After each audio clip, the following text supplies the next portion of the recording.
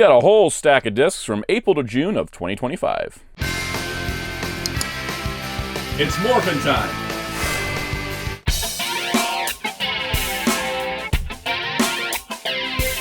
Hello, this is Soundout here, and on today's video we're taking a look at all the Blu-rays I picked up between April and June of 2025. I already filmed it, I talked lengthy, let's keep the intro short. Hit the like button, subscribe and the notification bell, those two things help the video, help the channel, help me. Really do appreciate that. There's a lot of cool stuff, let's get to it. Blu-ray haul time!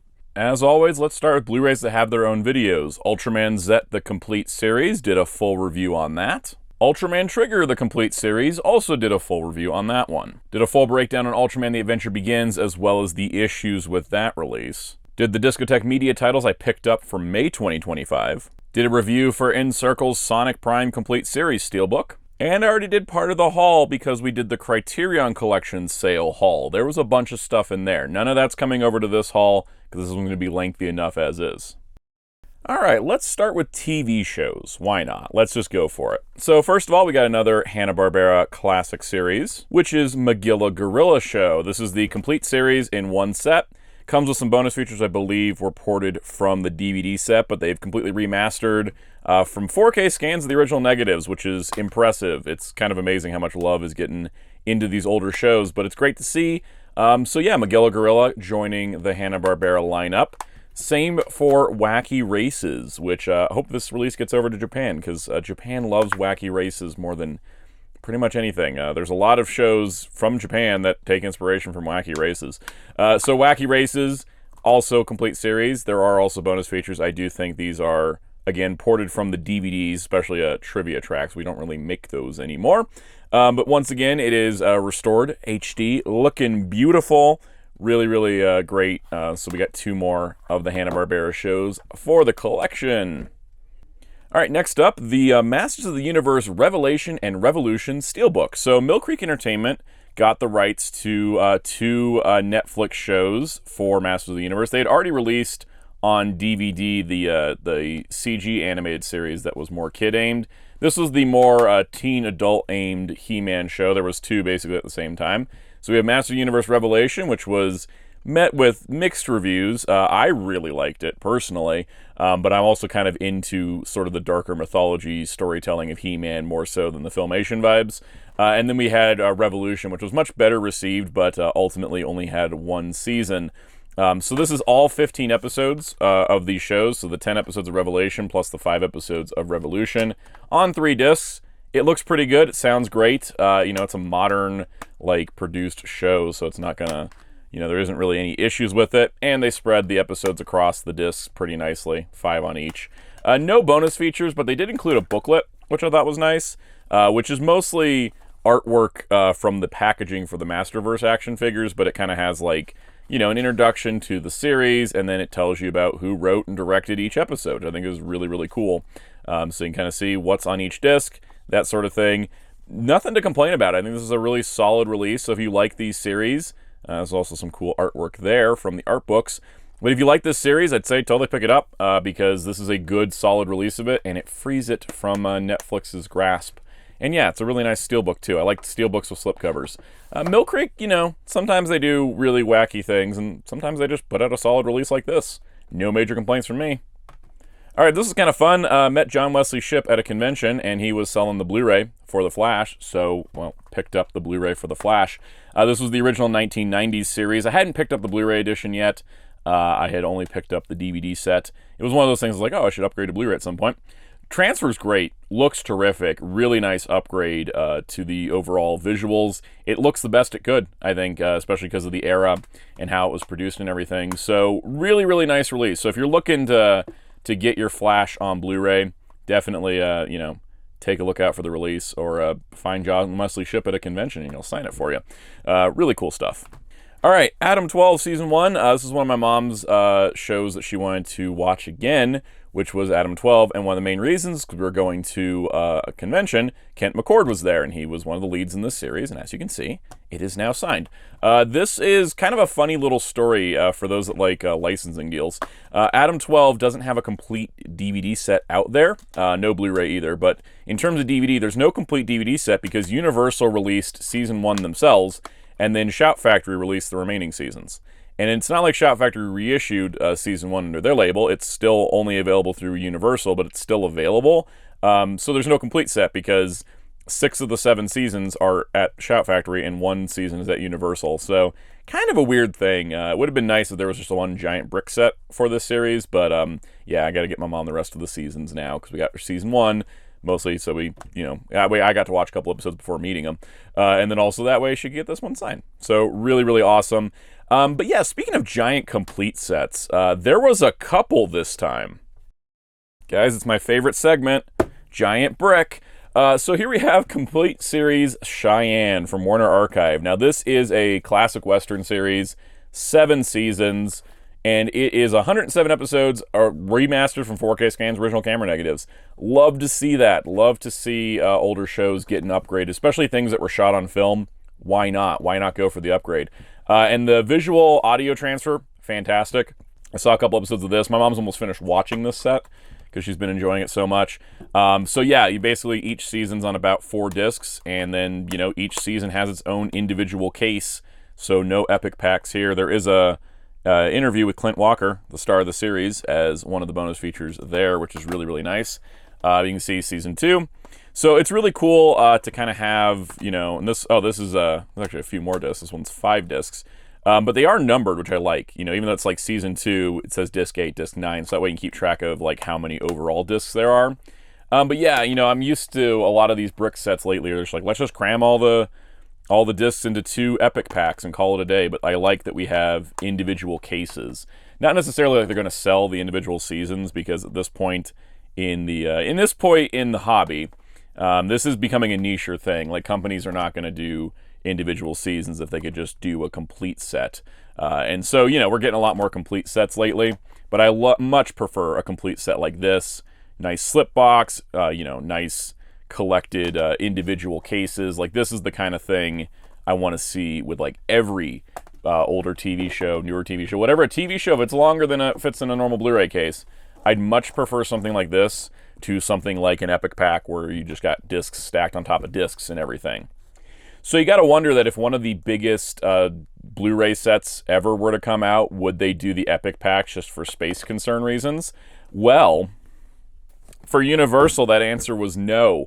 Murder, She Wrote, the complete series. This is one of the most insane sets. Universal's on a bit of a tear because they're also doing 4K Knight Rider. They are just like, let's just upgrade our TV shows that we shot on film. Why not? And Murder, She Wrote is no exception. Look at this thing. 12 seasons and the 4 TV movies, all in individual cases.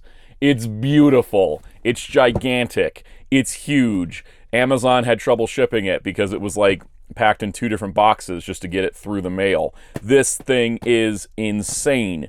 It is a total of 62 Blu-ray discs to get the entire series out. Amazing. Amazing. This is the kind of thing I love. So you can see you got Murder, She Wrote, the complete series on the top. Nice shot of Angela Lansbury there. Another shot of her. Another shot of her. And then on the bottom, you can see we've got, kind of our readout. One of the biggest things that I'm very happy about is it not only has, some of the bonus features that I believe carried over from the DVDs, it does have the Magnum PI crossover episode. She was in an episode of Magnum. Magnum was an episode of her show, and you get both episodes in here, which is so good to see. But yes, 264 episodes and 4 TV movies. And honestly, considering that this is like one of the highest discounts for a Blu-ray set I've personally seen, the fact it's $150 and not more than that is actually really great. I'm actually pretty impressed by that price point. So let's go through it. One of the things I do like is that you can kind of have this like book, because the whole thing with Murder, She Wrote is that she's a murder mystery writer and she solves actual crimes. And so what's kind of neat is that we have sort of a bookshelfy kind of look, and then each case is like a hardcover book without its dust jacket, where you have, your kind of ribbon spine, right? And then you have like your textured background. So each season is a book. It's not like there's like a serialization thing. It's a very episodic show for, good reason, because it was the time frame, and also episodic murder mystery shows work better than dragging a whole mystery through a whole season.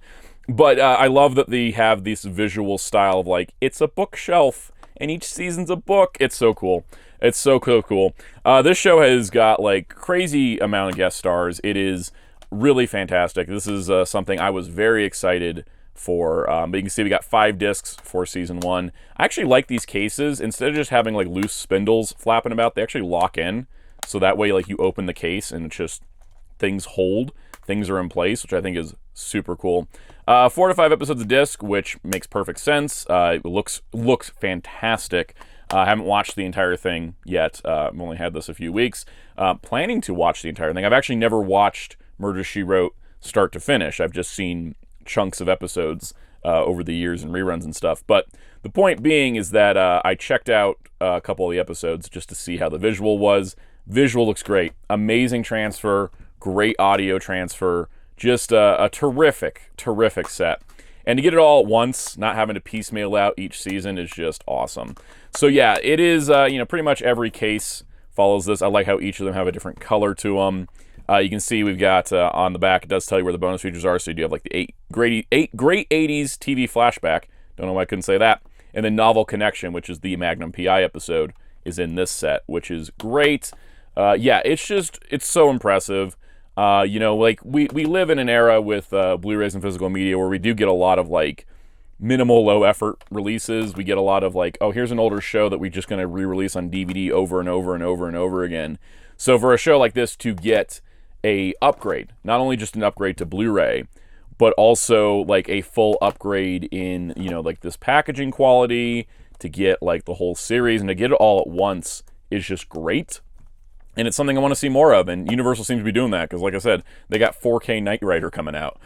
This is really, really awesome, and yeah, we're not, as much as like the industry is kind of shifting away from physical media, because of, streaming, digital, and all that, as much as we're doing that, as an industry, I think, Blu-ray still has its place, and I think that, especially studios like Universal seem to know that there are people like us who will totally shell out the money for a big old set to get one of their favorite shows on a physical release, and I think that's awesome. And so I'm hoping this sold well. Is a good example. This final case, it's funny, it actually has room for 6 discs like the others, but it only has 2 discs because it's just 4 movies and 2 on each disc. So yeah, this is just incredible. Getting a box set this big, amazing.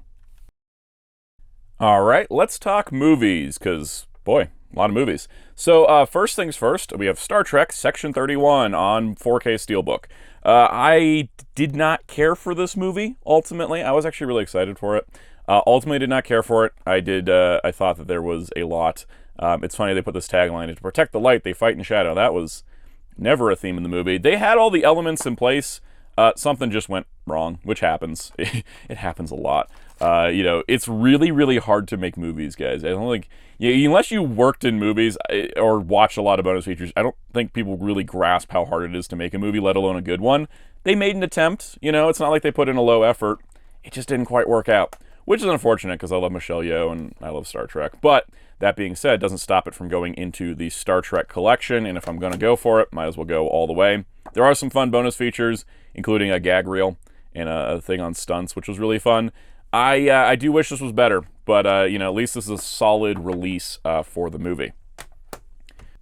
All right, Paddington in Peru. Funny story about the Paddington movies in the U.S. In the UK, they're all pretty much owned and distributed by Studio Canal. But in the U.S., we've gone through several distributors. The first one was distributed by the Weinstein Company. The second one was distributed by Warner Brothers, and the third one was distributed by Columbia Pictures. So we're here. Also funny, we've never gotten 4Ks of these movies. They're only Blu-rays over here. I think they might have 4Ks in the UK. There is some fun bonus features in here. There's a mix of like, bonus features for kids, right? Like adventure map and friendship bracelets. And then there's like stuff for, the adult fans, like set tours. This is a pretty solid release. No slipcover, which is kind of a bummer. This was a fun movie. I think Paddington 2 is still my favorite of the 3. But this one was a bit of a grand adventure. And it had been a few years since the previous movie, but I really liked it. I think it's, the Paddington movies have been just so solid all around, and this is no different. And this is a pretty nice release. It would have been nice to get something maybe a little nicer. It kind of feels like, I don't want to say cheap, but it kind of feels a little cheap. That's just how it goes. And it's also a shame we'll never get a Paddington trilogy pack in the US because all the rights are scattered all over the place. All right, Tombstone comes to 4K. So Tombstone, actually, I had not watched this movie prior to Val Kilmer's passing, which was sad. But Val Kilmer had passed away, and then I ended up watching Tombstone. I was like, oh, this movie's amazing. And then I was like, oh, right, the 4K's coming out, so here we are. So this is the 4K transfer. Looks like a great upgrade. The Blu-ray also included. Really good visual upgrade, really great bonus features, really great presentation. At the moment, I think they've only released it as a 4K Steelbook. That's kind of a thing that, you know, Disney, through their deal with Sony, has been doing with stuff they own. They do have bonus features on here. I think it's on just the Blu-ray. I don't think the 4K has the bonus features. But there is a lot of great stuff. It's a really great transfer, but if you're not into Steelbooks, I think you got stuck with it, because at the moment there isn't a standard edition. But that being said, I can totally recommend this, because the disc itself is incredible. Really, really substantial upgrade on a classic movie. Alright, Sonic the Hedgehog 3 on Steelbook. This movie is amazing. I think this is honestly the best of the Sonic movies. In terms of releases, there is 2 Steelbooks. There is a Sonic the Hedgehog and there's a Shadow the Hedgehog. I picked up the Shadow. Mostly because the Sonic was the same render that's just like used everywhere, and it just kind of looked bland. It's kind of a bit of a downgrade, because the previous 3 Steelbooks, the Sonic 1, Sonic 2, and Knuckles, all had like original art, and then this one's just like, let's use existing renders. Really odd, but we got, you know, Shadow and Eggman there. Movie on Blu-ray and 4K. We got one side with Sonic, Knuckles, and Tails, and then one side with Shadow, Ivo, and Gerald Robotnik, so that's pretty awesome. Pretty good bonus features on this. Love the commentary track. Always down for a commentary track. You know, Hear Me Studios. Let your creatives talk for a couple hours. But yeah, commentary track, which was director Jeff Fowler and voice of Sonic Ben Schwartz. Plus, it got a bunch of bonus features, deleted scenes, gag reels, behind-the-scenes stuff. They really went all out for this. Really terrific release. Really happy with it. And yeah, love this movie. Love the release of it. All right, Mickey 17. This is Bong Joon-ho's newest movie. This one was kind of interesting because it wasn't received like super well. You know, I think it was kind of more mixed. It is a weird little like dark comedy sci-fi film, which is totally like in my wheelhouse of things, but may not be for some other people. It has a lot of good social commentary. It has a lot of great performances, specifically Robert Pattinson here playing 2 different versions of himself.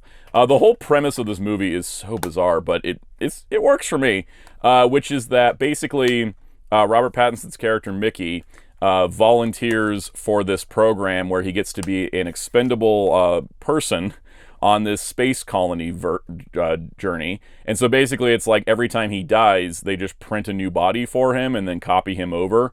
And so the thing that's kind of interesting about it is it has kind of a commentary on like how we treat people, and basically like they would test you know, planets they were going to land on. Both, you know, they'd send him down there and then he'd die, and then they get data and be like, okay, now we know not how to us die, but you know, he goes through it. So the whole premise of the movie and where it kind of goes crazy is that Mickey 17 did not die, but they thought he did, so they printed Mickey 18, and so now there's 2 of them running around, and it's kind of fun. It's really great. The thing that really does sell the movie is that Robert Pattinson is just like a brilliant actor and manages to play these 2 different versions of himself so differently from one another, and it's great. I really liked it. If you're into crazy, dark, you know, cyberpunky storytelling with a dark humor twist on it, that might be up your alley. It's definitely not everybody's cup of tea, but it's pretty good. All right, Captain America Brave New World. This is the, I was going to say the newest Marvel Blu-ray, but I mean Thunderbolts comes out very soon on Blu-ray, actually. Maybe too soon. This is the Steelbook edition. This sees Sam Wilson as Captain America in his first solo movie as Captain America, and he has to go up against the Red Hulk.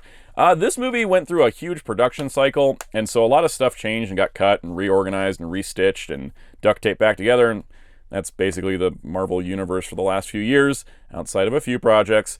I think it turned out pretty good. You know, I won't say it's not the most amazing movie. I don't think it's as good as like Falcon and Winter Soldier as a series, but I actually really liked it. I thought, you know, even though it was Frankenstein together, you couldn't tell. It wasn't like Ant-Man where like something suddenly happened and you're like, that definitely wasn't in the original plan. It kind of pulls together, and Anthony Mackie and Harrison Ford do great performances. Carl Lumbly's in this, and he's just stellar. And I really did like it. I really enjoyed it, and honestly, it's fun. I think a lot of people hated on it when it first came out because, you know, we kind of had too many, you know, stitched together, duct taped Marvel projects back to back. But This one I thought pretty solid overall. I really did enjoy it.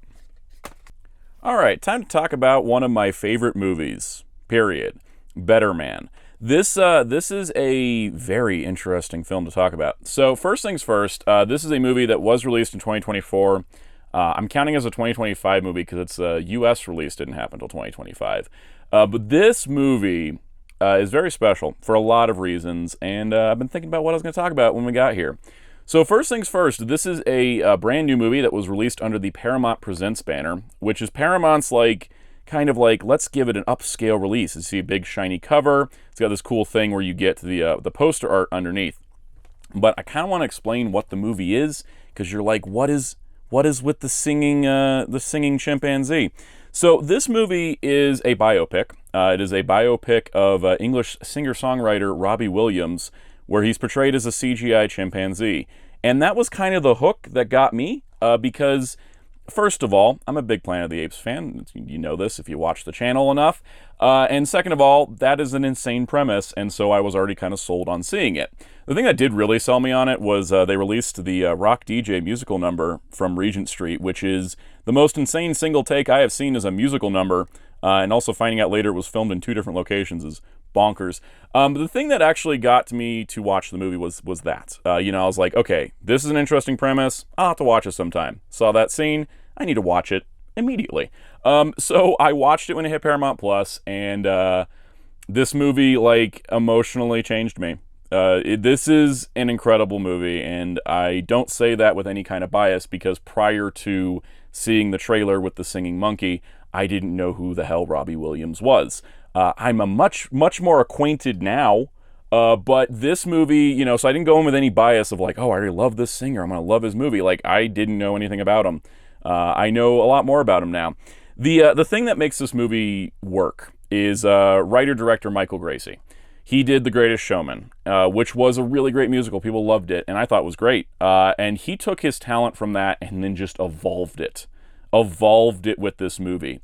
Because having a lead who is performance captured as a CGI monkey really opens up a lot of possibility for shot composition that you really couldn't get otherwise. I guess I'll show the interior of the case while I'm talking about this. Because there is a lot of things that could only be done because you had a CGI monkey, which is really wild. Weta Effects worked on this, who do all the Planet of the Apes movies. They went through a lot of challenges trying to make this work, because ultimately what they had to decide was, where does the CGI chimp end and where does the Robbie Williams begin? Because the interesting part about this film is it's not like Robbie is portrayed as a monkey because he really likes monkeys. He's portrayed as a monkey because that's how he sees himself. See, this is not a movie that is necessarily a biography, for historical purposes, right? This is not one of those biopics that's like, let's talk about the individual songs and how they came to be and his most popular tunes and put them in order of how they appeared. No, this is a movie all about the emotional stakes of everything involved. And it is one of the biggest examples of the modern day of a show don't tell movie.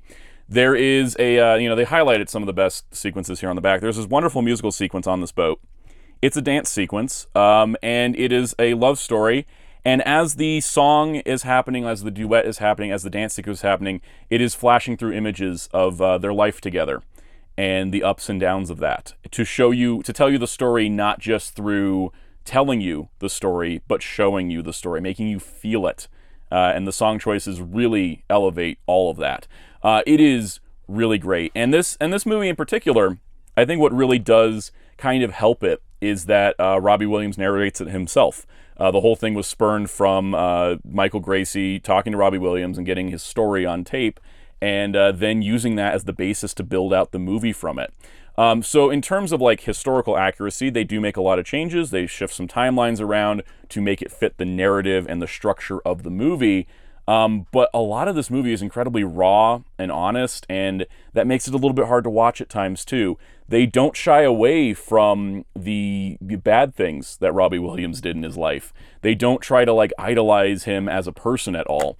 There was, kind of this discussion that Robbie had when going over the script, is that he, ultimately realized that at this point in his life, he was his own worst villain. And that's what the movie's about, is overcoming your own insecurity. Because ultimately, at the end of the day, this movie portrays stage fright, anxiety, in a way I've never seen it before. It's helped me realize some things about myself and the way that I, speak and act and the way that I do what I do. And so I can draw a lot of parallels from that. There's a lot of discussion about, this is someone that started in the music industry when he was 15, and maybe that was way too young to be doing any of this. And I've been doing this YouTube channel since I was 13. So a little bit of parallel there that that resonated with me. But the thing is, from a filmmaking standpoint, from a purely filmmaking standpoint, it's brilliant. There is, it goes with, like, it's a music biopic, but it's trying to be different. And I think it elevates all the material. And then I think what also elevates the material and really helps it is that this isn't a movie that ends in tragedy, because Robbie Williams is still alive, still making music, still selling sold out concerts everywhere that's not the US. He just never hit it in America. And the more that I've kind of gone through, like, his history and his discography, it's because he's a little weird and very honest, and a lot of Americans don't like that in music. So this movie, if you haven't seen it, I do recommend it if you can handle it. There's a lot of heavy themes. There is alcohol abuse, drug abuse, there's addiction, there's depression, there's attempts at self-harm. It is a heavy movie. It is a heavy movie, but I think it's brilliant. I think it's absolutely brilliant. I haven't really stopped thinking about it since I saw it, and for many reasons, but as a film itself, I highly recommend it if it's something that you think you'd be interested in. It's worth a go, at least to see one of what I think one of the best music biopics in the genre, and also one of the best musicals I've seen, because this movie is also a musical. Like, it has, this soundtrack is stacked with tracks for like a 2 hour and 15-minute movie. Yes, I do have the soundtrack. The thing I really appreciate about it is that you don't need to know anything about this man to hear his story. And it also works even if you're taking away the real life aspect of it. I think the movie works on its own as well. And I say that because I didn't know anything about him prior to watching this movie. And now I've kind of become a fan. I really like a lot of the music. I'm pulling up the soundtrack here just because there's a great quote. Songs are only valuable if they cost you something. But also because I kind of wish this was the cover, because I don't really like this cover. And now I'm going to get a little picky. But this is a shot from the movie, but it obscures the fact that he's a monkey. It's kind of like a silhouette, and then you open it up, and then you have monkey. And this is like a recreation of a Rolling Stone cover, whereas like this is a recreation of his first album. It would be something cool to see. I just wanted something a little bit more dynamic, but that's how Paramount does stuff, and they used it for the inner cover as well. The other thing that I also have a complaint about, there's 42 minutes of bonus features, which is a little bit too little for me. I would have liked a commentary track, but you also kind of have a commentary track of the movie itself. But this gets into some deep details about the making of the movie, how they structured the movie, put it all together, and then they have one on specifically the visual effects work. You get 42 minutes of bonuses. I think that's great. It's a good deep dive. It's not like you're feeling like, I feel like I got the basis of it, and there's a bunch of interviews of people involved with this movie have done since, if you want a deep dive on it, like I obviously have. But I think it's good contents on the main disc. The one issue I do have is that the 4K Blu-ray edition that you're seeing here is exclusive to Amazon. And if you want to buy the movie anywhere else, you're stuck with only getting a DVD, which has that cover on it. That's a disservice to this movie. I think that the 4K and Blu-ray should have been available from more places, because I don't necessarily like to use Amazon if I don't have to, but in this case I had to. And I'm just really glad it showed up in good shape, because this cover is really nice and really cool, and I really, was worried it would show up in rough shape, but it showed up good. But yeah, I think a little bit more striking of a cover, wider release would have been nice. But yeah, I think this is maybe one of those movies that people recognize more several years from now than it did in its original release window, but I really appreciate it, and I just wanted to talk about it. All right, High Society has hit 4K. This is Bing Crosby, Grace Kelly, and Frank Sinatra. This is it's a musical, it's a comedy, it's a lot of things. It's a great movie. I haven't seen it in a while. Looking forward to checking it out. I did check out the 4K transfer. Absolutely fantastic. Warner Archive does it again. Never really have an issue with them. They do amazing work. Really solid release of this movie. If you want to watch this film, this is probably the best way to watch it. Really solid release. I've got to talk less now. I talked a lot about Better Man. Yours, Mine, and Ours. Lucille Ball, Henry Fonda. Great comedy. This is one that my mom wanted. This Blu-ray is pretty bare bones. It's just the movie. It looks good enough. It sounds good enough. This cover is terrible. I just, like, God, it's all washed out and faded, and God, awful cover.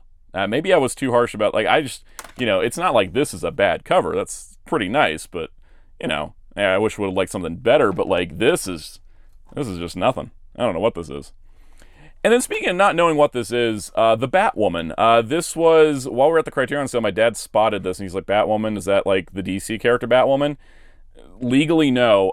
This movie is very bizarre. This is a film from Mexico from 1968 that's done as a parody of the 60s Adam West Batman show, except instead of, Adam West Batman, it's a woman in a bikini with a bat mask. I have not seen it. The funny part about this is I had heard about this only briefly a couple weeks ago for the first time. Really great booklet going into details on this, which is insane. And so I only recently learned about this, and then my dad was like, what is this? And I was like, well, funny story, I just heard about this not that long ago. A bunch of bonus features on here. This is a limited edition. There was only 8,000 copies of these from Indicator Films. Yeah, kind of an interesting, bizarre little thing, but looking forward to watching it. All right, let's get loony. The Day the Earth Blew Up, a Looney Tunes movie, was a brand new Looney Tunes movie released this year. Ketchup Entertainment saved this from Warner Brothers tax write-off. And this movie is great. It's a feature-length movie. It's a good an hour and a half. There's no bonus features on this. It's a pretty bare-bones release with a really weird spine design that I've never really seen before, which is apparently par for the course for Ketchup. But yeah, we got this movie released. It's funny because it's now airing on HBO and HBO Max and stuff, which it's like that was where it was going to go originally, so we've come full circle. Except Ketchup Entertainment now has the rights to it, so it's a little bit free from Warner Brothers' clutches. Warner Brothers' hatred of the Looney Tunes is bizarre and weird, and I don't understand it, much like I don't understand how Disney hates the Muppets, but at least in Disney's case, the Muppets were an acquired thing. Looney Tunes made the Warner Brothers studio what it is. So anyways, Daffy Duck, Porky Pig, also Petunia Pig is in this too. Great movie. Really highly recommended. Like I said, it's on streaming. I think it's on HBO Max now, so check it out. Really good. And this is a solid release to get you the movie. Audio-wise, a little rough. It's not the greatest audio transfer, but most people won't notice, and it's nice to have it on physical media all the same. All right, so Looney Tunes got a lot here. So the Collector's Vault Volume 1 has come out. This is a 2-disc set containing 50 shorts, which we're bumped up a lot because we were doing the the Looney Tunes, I forgot what they were called. They were there was 4 of them, talked about them in previous Blu-ray hauls. They had about 20-25 a set. This is 50. This is the kind of thing we need to be doing. I mean, I would like chronological sets, but if we're not doing chronological sets, 50 a whack would be good. So this is great. This is a bunch of stuff. I believe most of these, I think 25 of these have never been released on DVD or Blu-ray, and 25 of these have never been released in HD before. So I think that's a really cool combination to make the set work. And it is Volume 1. There's a Volume 2 coming with 50 more shorts. So then adding to that, people were asking about what about the Platinum Collections? Because Platinum Collection Volume 3 was still pretty easy to find, but 1 and 2 were very out of print and going for a lot of money. And so Warner Archive did a rerun on 1 and 2. So I went and grabbed 3 when this news came out. And these originally came with booklets and slipcovers, but this is kind of the same format. These each have 50 shorts. These also have bonus features on them, which this doesn't, but hey, anything and anything is good. So I did pick up Volume 3, and then they reissued 1 and 2, so that way now we have them. Now, they don't come with the booklets. They're just the discs themselves, so even though this one does say comes with a booklet, it doesn't actually. And it's funny, too, because it's the old Warner Brothers logo, right? It's not the new one. It's still the old one. They printed these exactly how they were printed before, just a straight rerun. They went up on Amazon. I think they sold out, but I think they're going to run more copies of them because, yeah, they did realize, okay, there's a bunch of new Looney Tunes collectors who just came in with our new releases. Let's get them the older releases once again. So I'm slowly catching up, but yeah, now I got the 3 Platinum Collections, got Collector's Vault, got those, Collector's Choice, that's what they were. The 4 Collector's Choice volumes. There's a couple other things to get, but Looney Tunes, if nobody loves them, Warner Archive loves them. And let's wrap out this Blu-ray haul with Doctor Who. First things first, we have Doctor Who Season 1. This is the first shoot he got with season of Doctor Who. The second one recently wrapped. Unfortunately, it's also his last one. Don't know what happened there, but I'm sad. The interesting part about this set is you might be noticing this thick old case. Yes, so for season 1 of the series, it's a 7-disc Blu-ray set. If you've watched this season, you know it's only 9 episodes. But yes, it's a 7-disc set. Because of the high fidelity and like the higher resolution they were producing the show at, I think they had to spread it across more discs, but they stacked it with bonus features. So disc 1 has the Church on Ruby Road, which was the Christmas special. This is the Christmas special and all of its related bonus features. Then each disc contains 2 episodes. So Space Babies Devil Court, most of their bonus features. Boom and 73 Yards, most of their bonus features. Dot and Bobble and Rogue, most of their bonus features. Legend of Ruby Sunday and Empire Death, and most of their bonus features. And then 2 separate discs for all the Doctor Who Unleashed episodes related to the episodes. So the Doctor Who Unleashed for Church on Ruby Road is on this disc, but this is the first 4 episodes of the season and second 4 episodes of the season. This is fantastic. There is like 6 hours of bonus features on this set, and you're not worried about any like crunching of video or audio at all because they've spread it across a multitude of discs. I actually really like this. I don't mind having this many discs when there's a reason for it, which is a lot of bonus features. Doctor Who Unleashed is a supplementary it's like a post-show series, which are 30-minute episodes going in the behind the scenes of the episode you just watched. And then on all these discs include all the short featurettes that were released on YouTube and other places, and I think some new ones as well. But it's every piece of bonus feature, every behind-the-scenes thing for every episode of the first season across 7 discs, which is great. I really love to see that because as we see a reduction in bonus features, it's nice to see something just show up and be like, and here's 6 hours of bonus features on a 9-episode season. Great stuff. And then the other Doctor Who is not technically Doctor Who, but also is. This is the Total Extermination Peter Cushing Doctor Who collection from Severin Films. Now, Severin Films is an independent label. They picked up the rights to these 2 movies. And these movies are wild. So first things first, let's go over what they are. So when the BBC did Doctor Who, it was pretty popular, really popular. The Daleks story in particular captured the hearts and minds of many. And so a movie producer picked up the rights to the Dalek serial, the first one, and produced a big budget movie version of the Daleks. And it starred Peter Cushing as Doctor Who. Not as the Doctor, but as Doctor Who. And it's known as Doctor Who and the Daleks. And you also notice that they use the DR period Who versus the DOCTOR Who. I think it's kind of the way to distinguish them. So this isn't officially a Doctor Regeneration, this is an adaptation of one of the TV serials. And this is a new 4K and Blu-ray editions, which are now out for US release. You can see there is 3 commentary tracks plus a bunch of bonus features as well, which is really, really awesome. This is a really great release. Now, the coolest part, you get it on 4K and Blu-ray, but the coolest part is they also released the second movie, which was Daleks Invasion Earth 2150 AD. That does not look anything like Doctor Who. Like, you can see this and you're like, oh yeah, Doctor Who, what is this? It is a sequel to that movie with a lot of really cool stuff. I have only watched this one. I watched this one years and years and years ago on TCM. It was the only experience of Doctor Who I had prior to getting into the series in the last couple years. And so I haven't seen the second one. A bunch of bonus features as well on this. Only 2 audio commentary tracks, but you get all of that.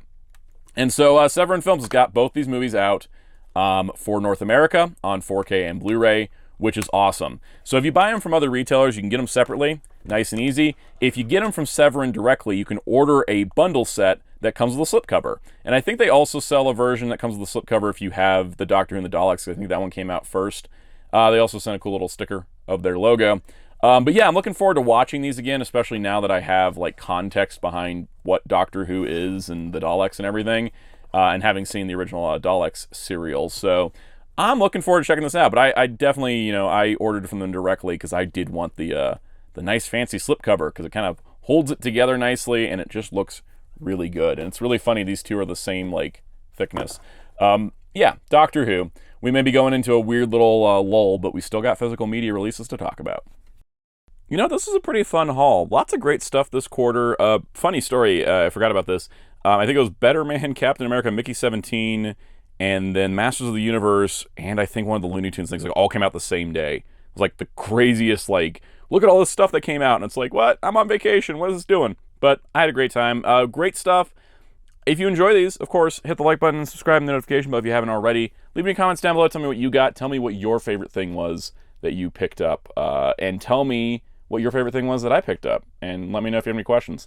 Also, be sure to join our Discord server in the link below. You can also join as a channel member and get perks like early access to videos and other cool perks. Let's give some special shoutouts to our channel members. Special shout out to our channel member Captain Tiers, Spin-54, MasterBin95, Forever1000, Super Shaddix Boom, Mr. Smelly Potato, Jamie's World, Jamie Harper, Mars the Star Droid, Patty, Common Spidey, Liam Peterson, Common Jojo, Mohammed Diop, Josh Frisch, K-Floss, Gokai Gamer, Michael, Koopaman, Doge9789, LFIV, and Matcha's Dent. Thank you to members and viewers alike for your support of this channel. If you so wish, I'm on social media at Blue Sky and on Letterboxd at Soundout12. You can find my wonderful graphic designer on social media and Discord at DarkClaw643. And you can find Hero Club at hero-club.com for entertainment news and more.